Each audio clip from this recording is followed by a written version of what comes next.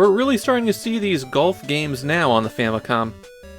And finally, after 4 years, I think this is the first golfing game that surpasses Nintendo's Golf. It's not brilliant, it's got a lot of rough edges, and it just follows the existing formula, but it's solid. There's nothing really wrong with it, it's just a reasonably playable golf game. Originally it was an arcade game. SNK continues to primarily be an arcade game maker. Fighting Golf was also released in the US, though here they licensed a golfer's name for it, and it was Lee Trevino's Fighting Golf. Fighting Golf has the usual stroke play and skins game, though here they call it Nassau game. You can play with up to 4 people, which is pretty nice. And for the Nassau game, even if you want to play one player, there's an AI opponent who takes you on. Fighting Golf features 2 different courses. They're called US Course and Japan Course. Very similar to how Nintendo named their golf sequels.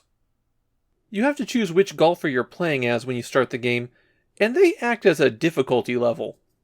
Pretty Airy is easy mode since the cursor moves slowly with her, while Miracle Chosuke is hard mode with the fastest cursor.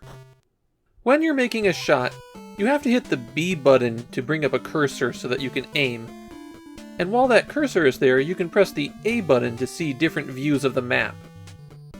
Hit B again and you go to club selection.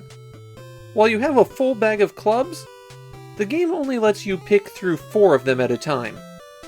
Hit B again to go back to shot mode, and then you hit the A button to start the backswing, press it again for your power, and finally press it again to determine how much you hook or slice it. It is exactly like Nintendo's Golf in that respect. Fighting Golf does a pretty good job with the lie of the ball.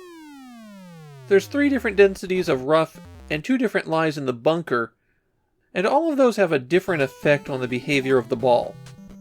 I found there to be a huge variation in the ball's flight depending on how you hit it. It feels like dropping down 2 ticks from the top of the power meter can have a huge reduction in how far the ball travels. Another problem I had with taking shots in Fighting Golf is that I didn't really have a sense of scale. Is that patch of fairway I'm shooting at 100 yards away, 200?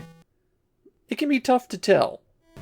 Along those lines, I like the course design in Fighting Golf. The holes are all varied, and none of them feel outrageously off. It'll definitely take a few times for you to know the course well enough that you shoot below par, but I don't think that's unreasonable. When you get onto the green, you can see the regions of different slope. Here, the speed that the cursor moves is a problem for making short putts, but if you tap it fast, it'll always just let it drop in. I really didn't get a feel for how strongly the lay of the green affects putting.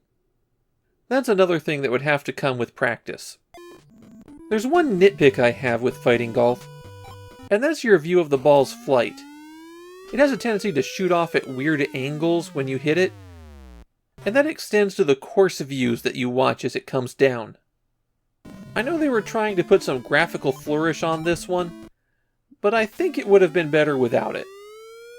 Fighting Golf is the first SNK game on the Famicom not programmed by Micronix.